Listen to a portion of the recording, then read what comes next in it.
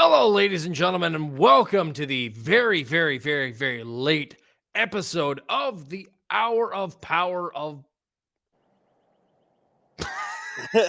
That's fine. That's fine. Leave that in, Yeah, please. no, I'm leaving that in. Good. Fucking welcome to the show, everybody. My name is Knighton, and as always, I'm joined by the lovely, delectable, the sometimes grouchy, but everybody loves him no matter what, Trey. How You know, are you, I think buddy? I, I think my grouchiness has become like I don't know. People like it. People do like it. What's up with that? Dude, They when you like were my going off, old man grumpy rants that I go on. Not just you, my buddy, or Tyler Drummond. He loves them too. Every time I go dude. off on a rant, he just says, "I love you." Yeah, dude, like when you were bitching about the person fucking Oh going my for god! lottery tickets, I'm sitting there, I'm having a brandy old fashioned. I had a fucking shit show of a day at work, Right. and I'm like, you know what? Fuck it. I'm gonna drink, and then I'm enjoying myself. I'm having a good time. So fuck it. I mean, it's white people problems, but listen, when I go when I go in Fucking the fucking gas station and I'm just wanting to get something really quick, you know how fucking annoying it is when people are buying. It's not even annoying that they're buying lottery tickets. That's fine. Buy your lottery tickets. But please, why do you have to take like 5 minutes to pick out what lottery ticket you get? I mean, I'm sorry. And then, like I told you, the guy was like slow fucking his card in the machine, like it just wasn't taken, or he was just slowly putting it in. It's like he had to think about what his pin was. I'm like, is this guy? Did he steal this card? What's going on? Hey, Why is it maybe he taking so just long? had to give the card a nice little courtesy spit to help it slide in. I don't fucking know. It's just always a quick process when I buy something. It's like boom, boom, boom. That's it. Every time I get behind somebody, it's like, how slow can I make this process? Must be the area I live in. All right, Might be. But rant anyway, over. we're gonna do a little bit of an apology. Some things had occurred, so we weren't able to get the episode out at our normal time. So we're getting it out now. Listen, you can't be late twice if you're already late as is. Right, right. So we're gonna start off. The intro was basically titled how it was when I was watching this. Pretty buzzed. Yeah, yeah. I Oh was no, about I really? was about 6 sheets to the wind when watching this episode. No. It literally took me about an hour and a half just to do the Sorry. notes. I had to watch a couple matches back, I think once or twice because I missed some things. I was like, "Shit."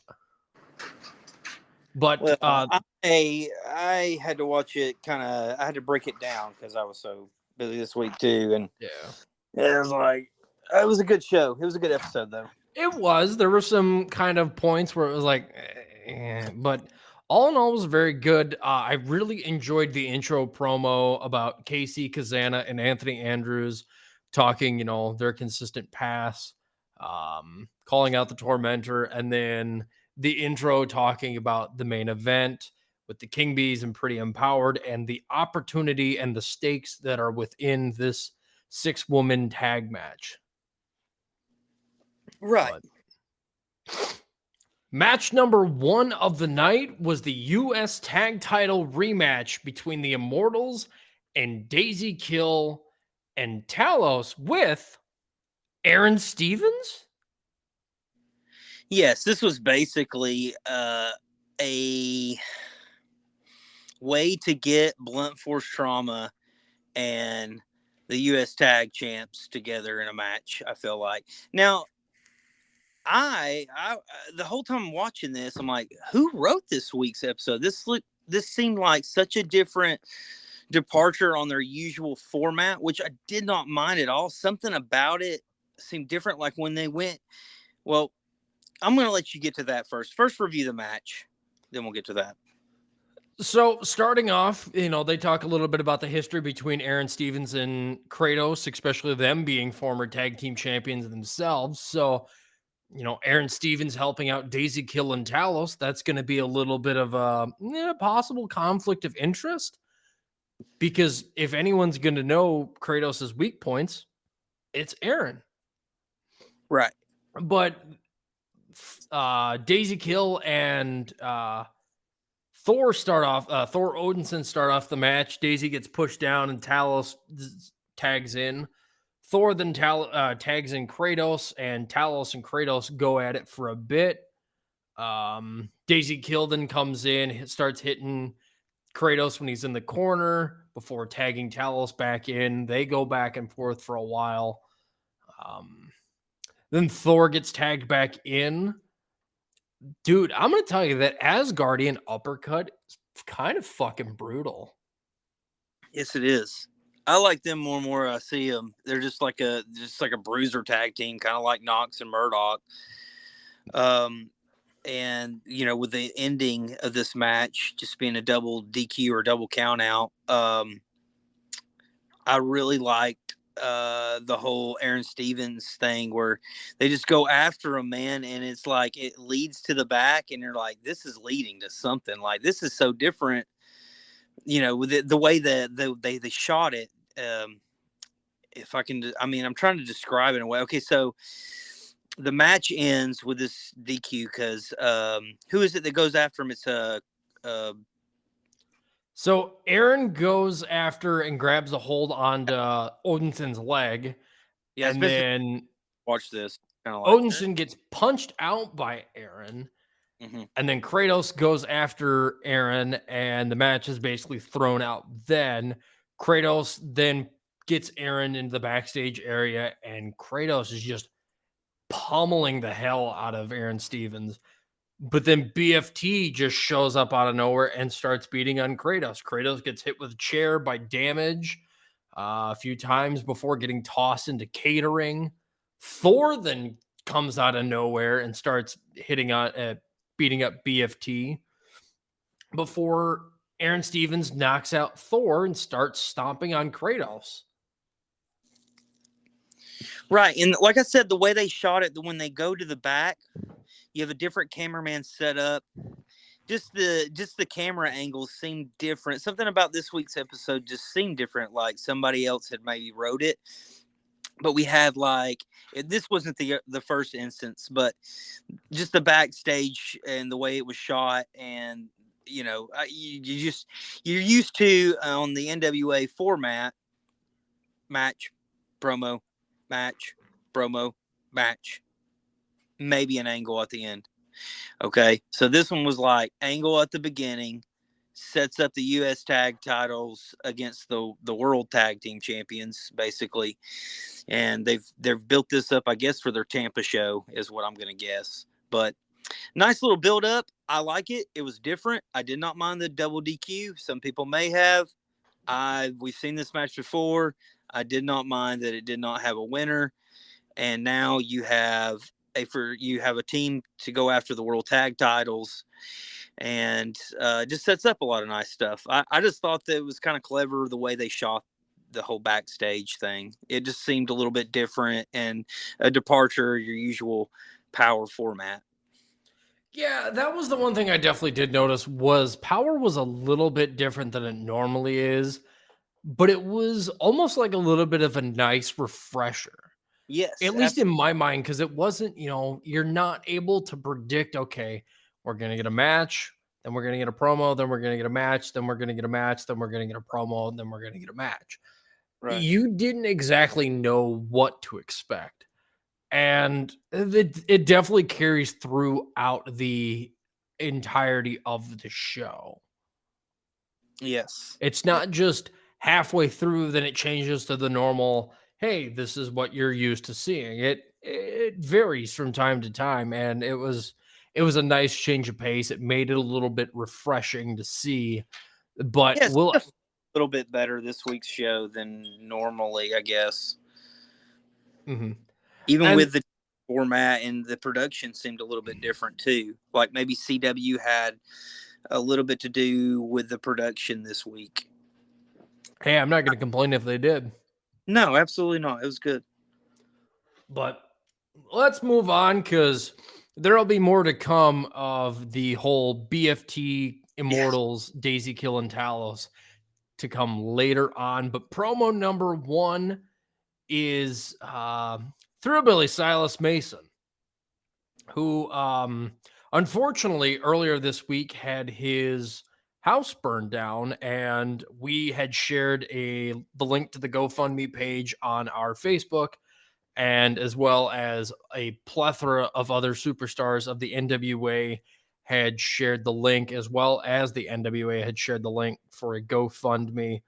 Last time I saw, they had surpassed the goal. I think the goal was only like $6,000 or $8,000, and when I saw it on, I think Friday night, it was up to close to 11 grand. Oh, that's fantastic. Yeah, I mean, losing all your basic entities besides, the clothes that are on your back, that's got to be a fucking heart-wrenching moment. So I really felt for Thrillbilly. I hope nobody ever has to deal with that. But speaking of, and this is the wrong euphemism to use at the time, knowing what we know now, Thrillbilly was a house on fire, we could say, stating that he wants more than the national heavyweight title.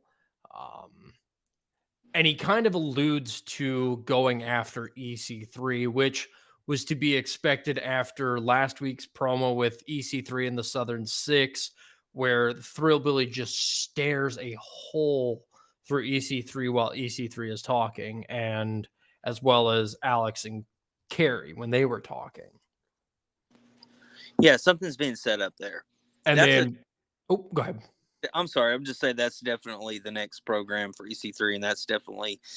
I think we're getting that for our end of our tapings for this show. That's a possibility. Oh, it's coming.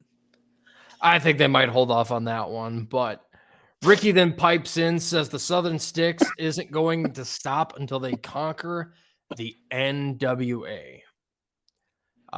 Kerry Morton has basically just come out and said he's bored and he wants some gold. Yep. And then Thrillbilly stated he has a special announcement for next week's NWA Powerrr. And then Alex Taylor calls out Aaron Stevens and Blunt Force Trauma. Oh my! So there's very interesting as far as like the top stars kind of mixing it up here in NWA. Have you noticed that lately? Yes, I did. They're really starting to push for like kind of their bigger match.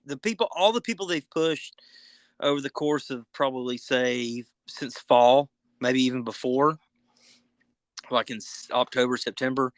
I feel like all of those people that they've been pushing and really booking strong, they're starting to have them now kind of face off and kind of call each other out, whether they be heel versus heel, face versus face, whatever the case may be. You're having your top people take each other on here lately, and you're building to like some pretty big money matches, I feel like. So maybe this is you're starting to see where they're going to go as far as a NWA 75 direction, which would be their biggest event of the year. But that's not until August. So 76. I mean 76. I don't know why. Just 75 just sounds better. I think I did that last week. You did. Yeah. 76. Apologies, NWA. That's fine. Everyone screws up their numbers once in a while. Trust me. If I had $1 for every time I did it, I would have $2, which is surprising that it happened twice. Yes. But match number 2, this was a little bit interesting. Missa Kate versus Taylor Rising. A couple weeks ago, they were tag team partners, and now they're going off against each other. Yeah, and the result of this was I was surprised that Missa Kate got the win here. I think I suggested a couple of weeks ago, like, hey, Terrorizing's, was a big name and Impact, and maybe we start to push her. It would be a nice little push. But heck, Missa Kate is such a good worker, and that something about that kick to the side of the head is so smooth. Well, yeah, you tell me when you get kicked in the fucking noggin that you're going to be like, hey, how's it going? No. You want to take a foot to the face? I sure as fuck don't. Especially from Missa Kate, the way she delivers it is what I'm saying. It's like it's just so I don't know, it just looks smooth, man. That her, I guess it's her finisher. That kick right to the head. You know what I'm saying? Chick-fil-A. But Is it kick? But how would you describe it? It's not a super kick. It's more kind of like a sweeping. Nah, it's more like a roundhouse kick. I don't Yes. know. Yeah. I guess it's more like a roundhouse kick, but it's pretty fucking badass. That's one of my favorite finishers in the entire women's division. She can hit that on anybody too. Yeah, I would have to agree. It's a damn powerful finisher. I mean, no one's gonna want to take a fucking foot to the face. Yeah. I don't care who you are. But Well, here were some nice things that I definitely saw within this match. Did you notice the conflict that Missa was showing, the emotional conflict throughout this match? yes. Like you could see down inside Missa that she was just like, this feels so wrong, but this is something that I need to do. Right. Kind of flirting with a heel persona, which, I mean, I Eh, guess she played heel in this match. Um, it just, even if it was just for this match, she was more of the heel. I felt like the crowd was more behind Taylor Rising. Yep. I don't know. Maybe that match with Sal really fucked with her. Yeah, Because perhaps so. remember, he was having emotional conflict when they fought. I don't know. I think we're reading too much into that one. As far as Probably, like her, but I don't know. I mean, they're saying that it's probably not connected to her Sal match. Just saying. but I mean, could be storytelling. We don't know. Listen, I want a fantasy book here once in a while, fucker. You get to do it all All the right, ahead time. because I do it enough. Yeah. I Yeah, was just go like, let ahead. me That's have my fine. goddamn moment. But no, Yeah, flirt with. this match was really good all in all. It was very technical to start off the match. Both women were just gaining control, reversing, gaining control, reversing, gaining control. And it was just back and forth. It was a very good match. Yeah, solid little women's division match. Kind of progresses Missa Kate forward as far as perhaps getting a title shot at Max. Or, actually, Missa Kate versus Kenzie Page does sound like a fucking killer ass match, even though I know the result of it. You know what I'm saying? Like, come on. Yeah, they're Both can work their asses off. oh So, god, yeah. yeah. That's definitely a fucking understatement of the year that both of these women and I think Kenzie they would go and Missa really well Kate. together, too. Oh god, yeah. Oh god, yeah. There aren't too many bad women's matchups that you could pull from the NWA. The women's division is quite strong here, actually, as a matter of fact. So, And you what? know what? When we first started watching, I kind of thought the opposite. If I'm being honest, I'm like, this division seems weak. Well, Other than Camille and other than Kenzie Page, like and Max, so like who else do they really have? But the way they've booked these women over the past couple of months, there's several people who are like top contenders. I'm digging. Tiffany's stuff is great. She's a great submission wrestler and has a great old school type gimmick that I can get into, with her proud heritage and everything. And then Ruthie J. Maybe not the best on the mic, but damn, that girl can go in the ring. You know what I'm saying? And she's getting better on the mic. I'm not trying to trash her on the mic. My bad. It's not like I'm like, oh God, here comes Ruthie J on the mic. It's like none of them are terrible, really. And with Camille, losing on the way out a couple of times, that helps a lot. That helped the women's division. So they've gotten better. And then for people like me, and I know a few people in our chat who are just indie wrestling dorks who are like, have followed some of these women in the indies. We're all big fans of CJ and would love to see CJ even get a push as well. Terra Rising as well. She's in there. Missa Kate, great. Yeah, you've got a pretty solid division. yeah. So, I mean, it's interesting to see what comes for these women, and it doesn't matter who the hell it is. Honestly, it really doesn't. As long as something interesting and something that can excite the audience happens to these women, I think people will love it. I honestly really do. Yeah, I agree. But speaking of the women and promos, Ruthie J and Tiffany Nieves are out speaking with Kyle, and they're kind of they're hyping up their match next week against one another. Yeah, I'm excited about that match. I think that's going to be a good match. Tiffany laying it on, stating that she already has the advantage on Ruthie, stating as Tiffany has made Ruthie tap and snap once, and that the 5 stars means absolutely nothing to her, as Tiffany is the best at everything. Tiffany's great on the mic, very confident too. Ruthie then tells Tiffany to use her inside voice, and then Lame comeback. Sorry. Aaron Stevens comes back on, and we are spoiled. We have Aaron Stevens not once, but twice on the show. Oh, my. And he is fired up. Oh, he was pissed. Yeah. And he tells Ruthie and Tiffany to leave, and then BFT charges at the women a little bit and makes them run like scalded dogs. I thought that was quite clever. Aaron then talks about the attack from Kratos earlier in the show and how Aaron is simply just a manager, calls himself the crown jewel of the National Wrestling Alliance. True. Aaron then gives the Immortals a chance at the World Tag Team titles, but the Immortals only get the opportunity if they relinquish the U.S. tag titles. Oh, it's kind of wanting to see the unification thing. No, we don't need to unify every fucking title. You know me, I'm fucking old, so I like seeing just like as less titles as possible. I'm sorry. But hold on, I'm in the wrong though here as far as like, look, you got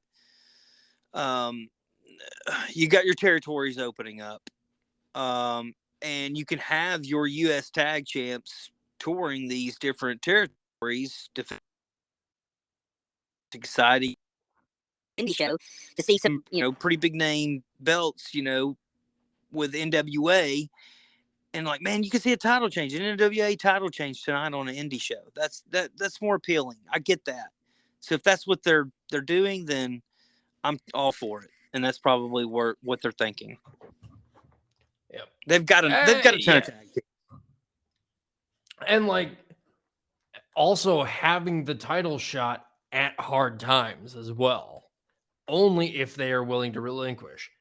Let me ask you, what would you rather have, a secondary tag title or a trios title? I'll tell you how I'll answer. You want me to answer first?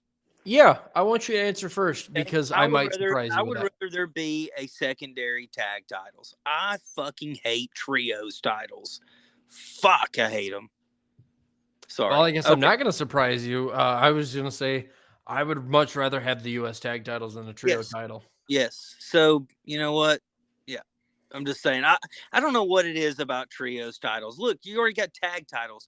Tag titles is not doubles titles. Think about that for just a second. It's not the doubles titles. It's tag titles. You could tag up to 3 or 4 or 5 people, right? I mean, if you wanted to bend the rules to your narrative in your company. So why? Fuck. I mean, hell, U.S. tag titles. Okay, for me, I would rather see that than some fucking trios.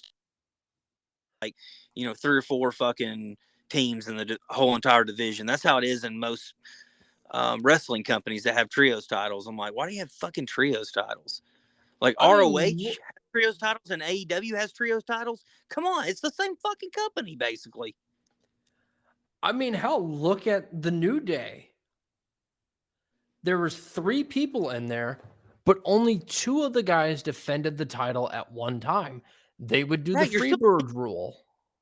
Yeah, you're still a team, even if you got like fucking 4, 5, 6 people in your fucking group. Something happens to the other guy, he's injured or whatever the case, or suspended, hey, just plug in the other dude, or he's nursing some injuries, or whatever the case may be. You just throw him in there. I just don't. 6-man tags are great. For I don't know. I like great 6-man tags are great. There just doesn't need to be a fucking division for it.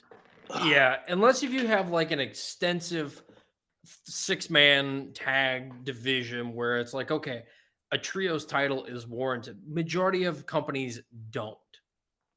Yeah, I mean, I guess you could have done it like fucking Attitude Era when you had the The Ministry Disciple, of the Disciples, all the fucking Foundation, the Union at one point. the Union. We are the Union. Wasn't that Get the like 2x4. wasn't that fucking like Big Show, Mick Foley, And as an Test? on Vince McMahon. Yeah, like what the fuck?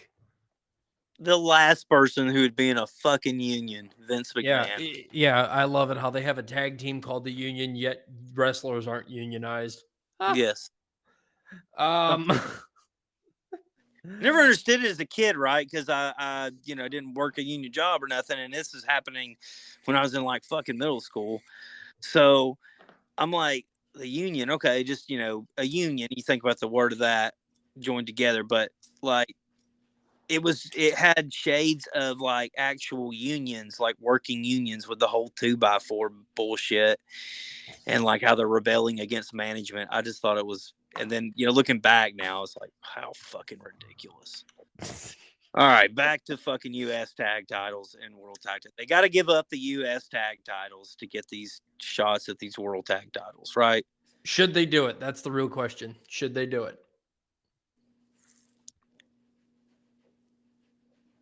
Logically, no.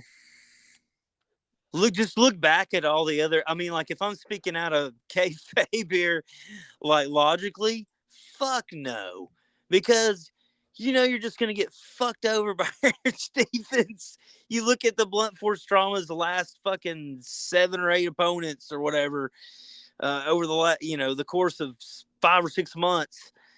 You ain't getting no win against them. Even if you get DQ'd, you don't get the fucking tag titles. So, I don't know if I would fucking do that. But you know what? These guys are fucking baby faces, and they're not afraid of anybody. They're not afraid of any fight. I do see them dropping the U.S. tag titles to go after these world tag titles. And there's I don't think they should take it either, but you know what? I could be right, I could be wrong, but I don't think, logically speaking, the Immortals should just hold on to the US tag titles and either, maybe just say, hey, give us a non-title match just so we can beat the shit out of y'all and get our revenge. But we're not putting our U.S. tag titles. We're not throwing them away. Fuck all that, because we know how you guys fucking cheat, and we know how you guys roll, and you'll get yourself permanently, or you'll get yourself disqualified just to keep the tag belts. Fuck that. Yeah. All right. Well, but they're gonna do it. They're gonna do it. Damn it. Yeah, we know. All right. Well, we are going to move on to promo number 3, and God damn it, once again, Vampiro is being cryptic for a moment. Anyway, I agree with you though. This week he's going after Violent J because he referred to a past. Well, that was the whole thing. Like when the whole situation came up, I was like, it has to be in regards to either Mecha Wolf or Violent J and fucking who won the pony. Saying you're asking for a favor after you left me high and dry. If it doesn't go well for you, it's not on me, it's on you. And then at the end of it, it cuts to Mecha Wolf. Yeah. And this is off kilter, but I was scrolling through Instagram one day, and also it appears Vampiro might have teased or made it official via a podcast that his last match might be against Pentagon Jr. Where would that take place? So probably AAA, I Yeah, would say. AAA or AAA or Uh, CMLL, whatever the fuck. yep. So it was. So he wasn't talking. You think he was talking just to Mecha Wolf? Was that, or was he just there? I don't No, know. he was talking to Mecha Wolf because, granted, he was looking at the camera like nobody was around Right, him. right. That's what threw me off. I thought he was He, still maybe talking about Violent J, and he just had him in the room with him, and it panned over to him like, "Oh shit," or I don't know. Go ahead. yeah, because like towards the end when Vampiro gets done talking, Mecha Wolf just kind of nods his head and accepts. Hmm. So it's like, okay, what is this leading to? What is going to come of this scenario and this situation that could be arising? So there is no more tag team. No, because Tag of partner left. Right? what's his face leaving. Yeah. Yes, his tag So, partner. yep. Um, and he's kind of. I've always looked at him as the bigger star. Anyways, he put on a great match with Colby Corino.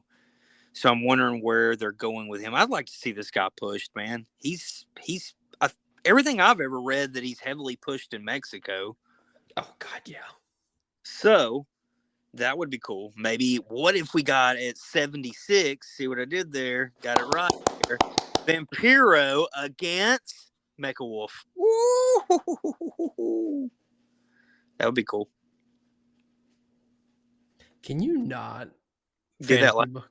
okay. Sorry. That too. God damn it, let me have my week of fantasy booking. Okay. Well, you fantasy book this shit. You stole my thunder, you son of a bitch. Oh, you wanted to see that too? Fuck yeah. Oh yeah. That'd be great.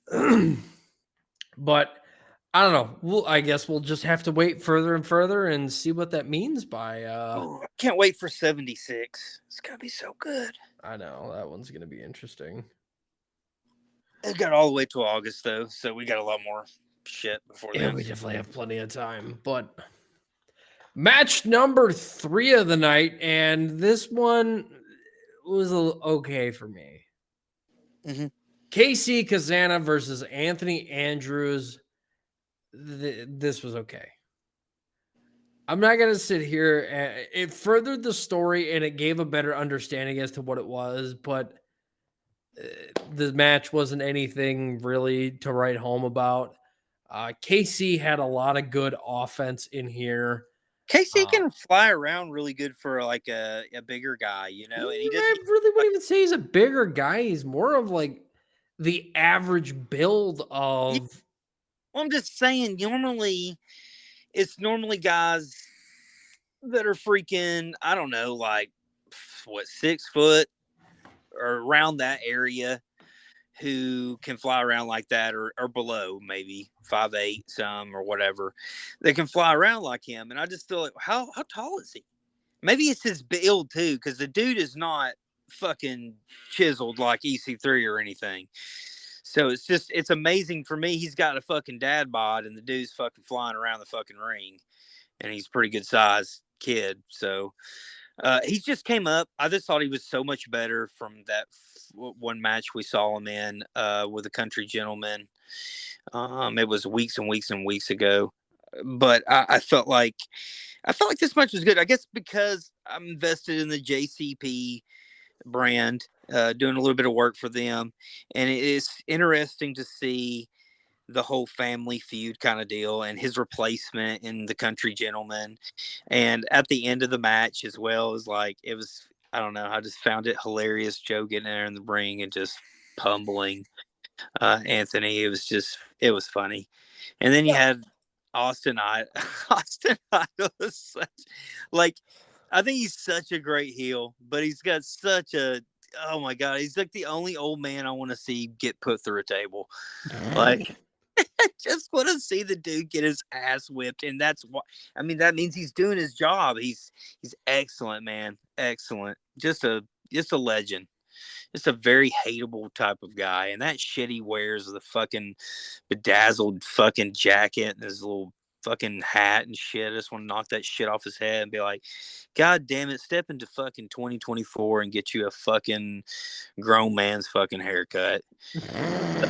What are you doing, Austin Idol? You're nobody's fucking idol. Maybe a fucking 78-year-old woman's. Quit it. Well, he calls himself Fucking the legend. universal heartthrob, but the only thing that heart's throbbing is probably someone who's about ready to have a heart attack and is fucking so old that it's dusty down there. I just feel like, I mean, he's an older, grumpier man than me. Like, I mean, it doesn't. When you hear Austin Idol, you think kind of like charismatic, like Ric Flair, Playboy, Shawn Michaels type shit. No, you got this fucking old grumpy man with his fucking bedazzled jacket and his fucking hat out here, talking shit. Can't even, like, you try to fucking give this guy an award for however many years in the business and everything and contributing to the business, and he fucking spits on that shit. Just a fucking heel, true, man. Much love to you, Austin Idol, and much respect. Yeah, he definitely does his job, but goddamn. The old adage, how can I miss you if you won't go away? I would love to see Joe and Austin Idol in a fucking match. God almighty. Yeah, no shit. Let's book this. Austin Idol versus Joe Kazana. I want to see two grown-ass old fucking men go at it. You can have smoke and mirrors, have a country gentleman interfere in it. No, I don't want fucking smoke and mirrors. I want to see a goddamn fucking match. Let's see the whole fucking match. I don't know. Fucking man like nope. that. Give me a fucking hour Broadway. If we're gonna do this shit, we're gonna do it right. We're gonna go over the top. Give me a fucking hour Broadway of this shit. Shut the hell up. An hour Broadway. Now you're just fucking saying shit. That's absurd. Hey, it sounds like NWA would go out of business the next day if they did a fucking hour Broadway between Joe and Austin fucking Idol. Joe, it's Austin Idol, dude. Jesus Christ. Hour-long fucking Broadway. Fucking give me an hour Broadway with these two old men. Fucking no disqualification. Falls count anywhere. Have it go to an hour draw, and both of them have to fucking go to sudden death. Oh, it'll feel like I watched fucking Oppenheimer over again. What a boring ass fucking movie. Fight me. Take that back, you dirty whore. Boring as fuck. And let me just say this. Hold on. Oppenheimer rant. Going off into the weeds here, folks. But let's just say this. Oppenheimer, he meets this woman at a party. They have one conversation. All of a sudden, they're riding horseback out in the fucking countryside. She kind of dwells into her past, and all of a sudden, they're fucking married. And he's cutting it off with his ex-girlfriend. It's like, God damn, the pacing. You think they could slow down and tell a fucking story since it's goddamn 3 hours long.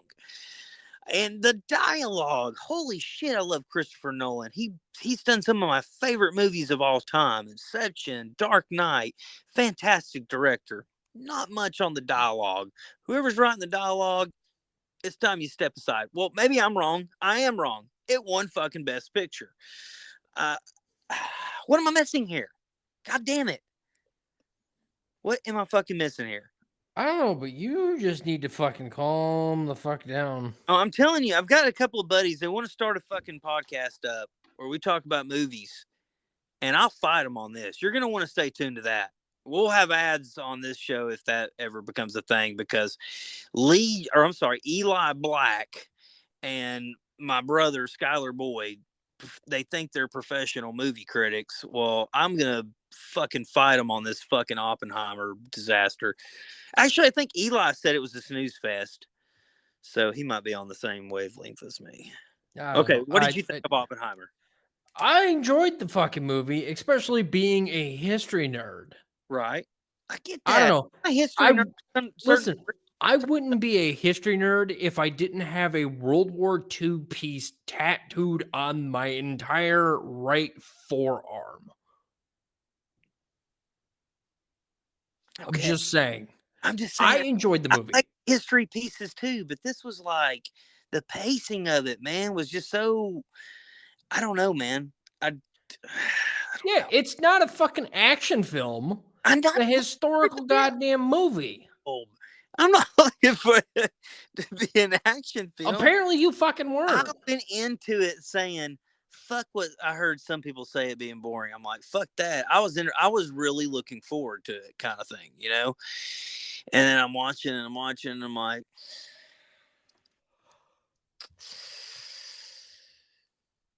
I don't know about this. Well, you're wrong. All right, well, you You need to just take don't a get it, and you're poll. never gonna get it, Scotty.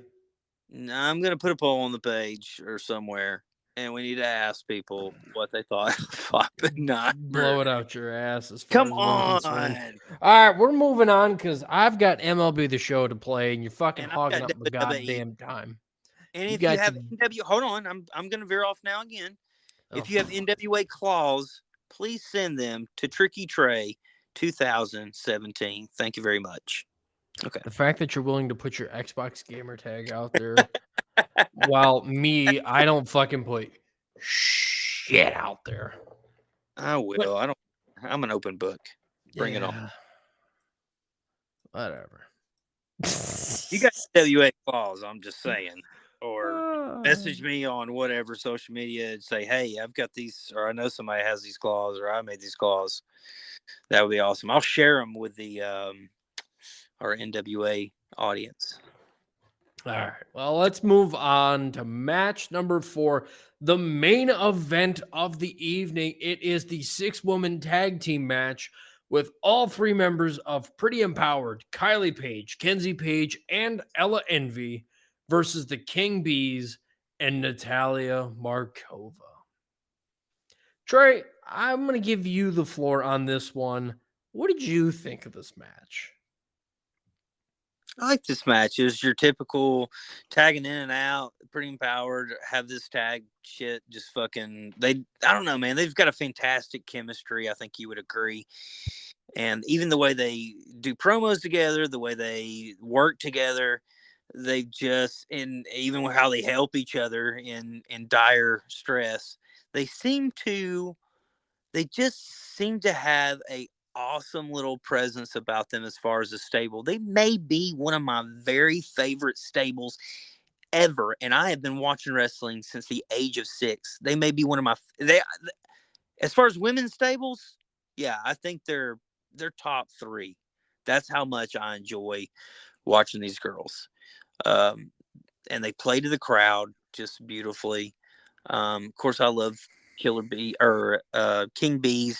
Awesome. I don't know why I never want to call them King Bees because it sounds like a men's tag team, doesn't it? King Bees. I want to call them like Queen Bees or Killer Queen Bees or something like that. But anyways, they're awesome. They're great in ring. They've also got a fantastic chemistry. Uh, Markova is just, she's poised to get this title shot, so she was made to look pretty strong in this match as well. Let's get your review. So, as far as I'm concerned, Kylie and Danny have really good fucking chemistry in this match. Mm-hmm. Both of them go at it very well. Charity, the spot that got me a little bit was it was right off in the rip of the match when right after Danny hits the crossbody and hits a slam, Yeah. goes for the cover on Kylie. Charity tags in. Danny goes for a drop down and Kylie like falls on her face.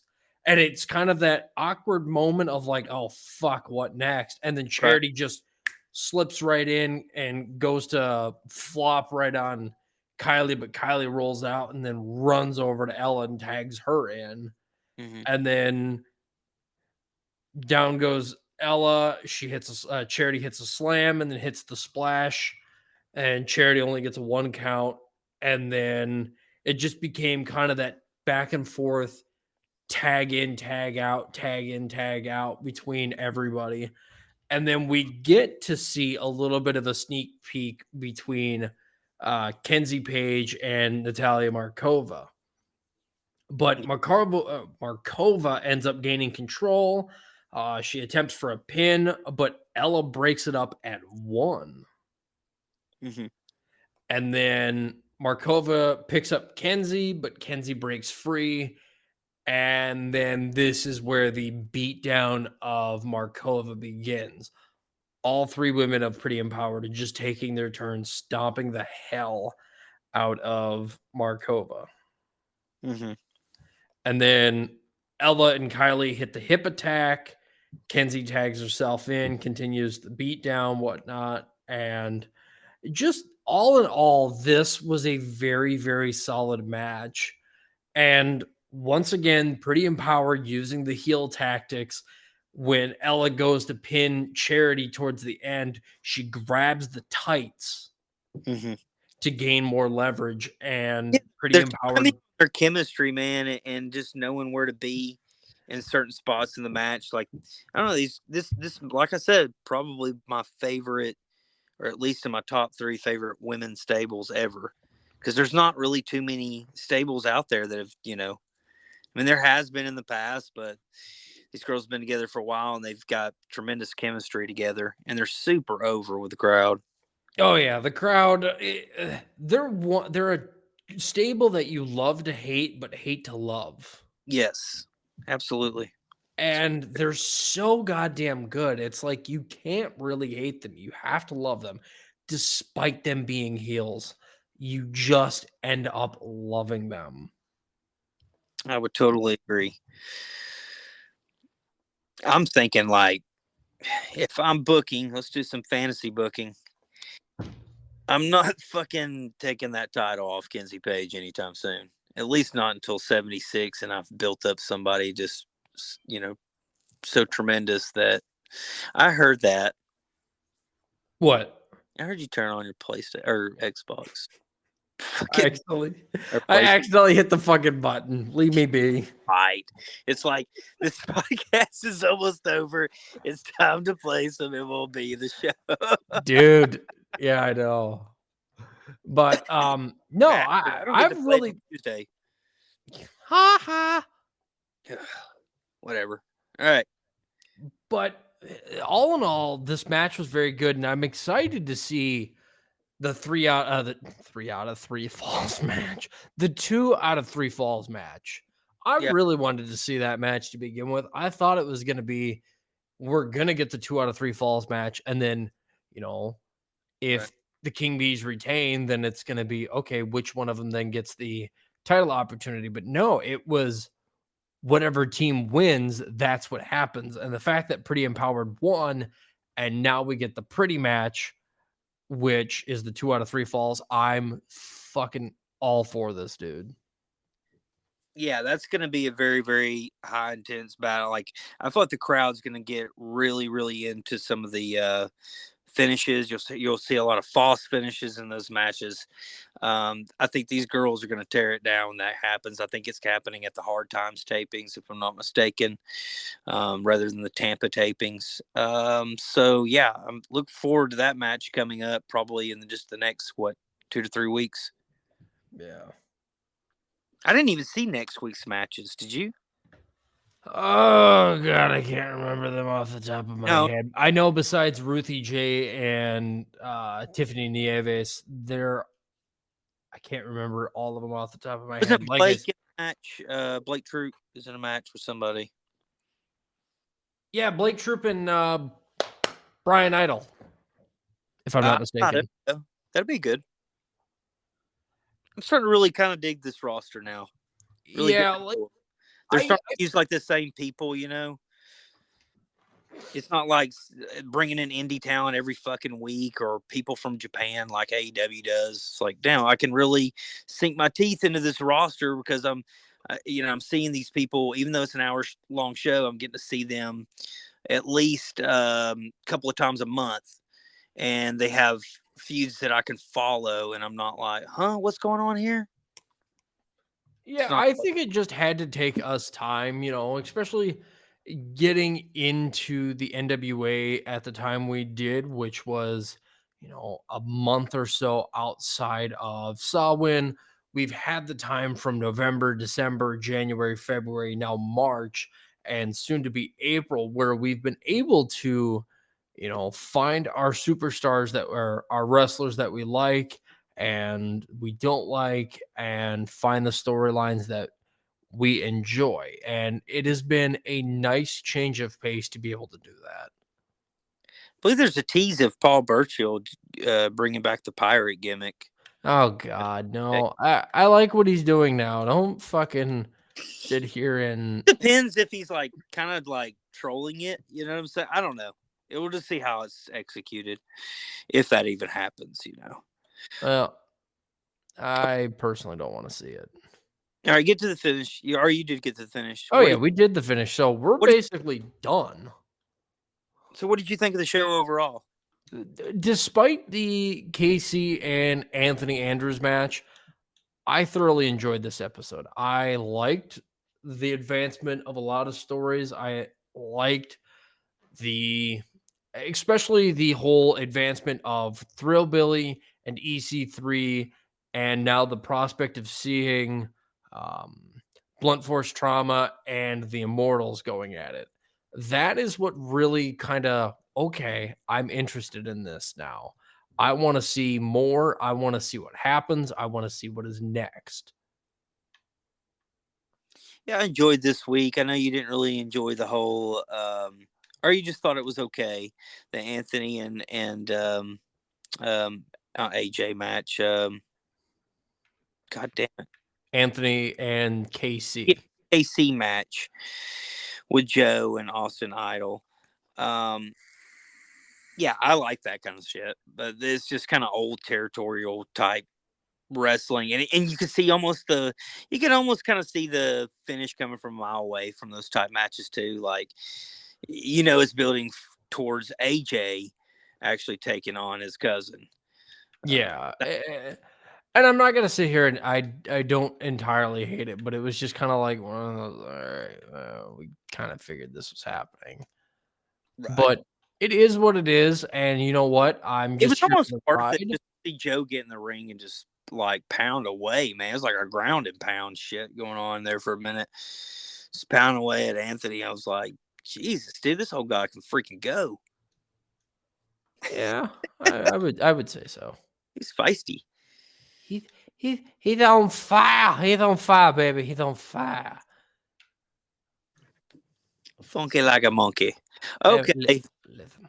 Okay. Well, that was our review. Okay, so next week we will do the video. It will release Wednesday. I don't know. Afternoon, I guess. It will. Yeah, it'll release because I still got to figure out, all the editing shenanigans of Riverside, but we should have the video episode up and running no later than by the afternoon. I would say at latest, probably around 3:00. Right. And as far as stuff to look forward to, we got the video show this coming up week, which is only in a couple of days now. And we want to try to put together an episode where Katie and Kara get to kind of take over. I also still would like to implement Logan and maybe even let Logan find a co-host to take over this podcast every once in a while, because me and Knighton have a little bit of plans where we want to have a little different type of show where we interview wrestlers and ring announcers and anybody in the business, referees, or anybody who used to be in the business. So we have some big plans with that. And yeah, we're going to need some backups every once in a while. Yeah, it would be nice. Otherwise, we're going to run ourselves dry and thin, and we're just going to be like, you want to do an episode? No, not in fucking particular. I don't want to. Exactly. So, and the last thing, this is what I want you to do as an audience, your homework. And I'd like to talk about it on the podcast this week. You put together your fantasy NWA 76 card there. I did it again. I said it right. It's sticking this time. Put it together. I want to hear what you guys think is the best NWA 76 card with the talent that they have right now. What's some fantasy matches? What's enough to make you open your wallet up and buy this pay-per-view NWA 76, which is more and more likely or it's looking sometimes like maybe one of the few pay-per-views that happens a year for NWA now that Hard Times was just a taping. So should be interesting. I want to hear from you guys.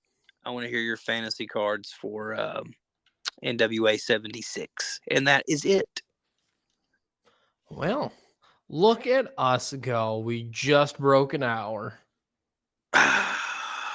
Well, recording wise, so really we're only at like 56 minutes.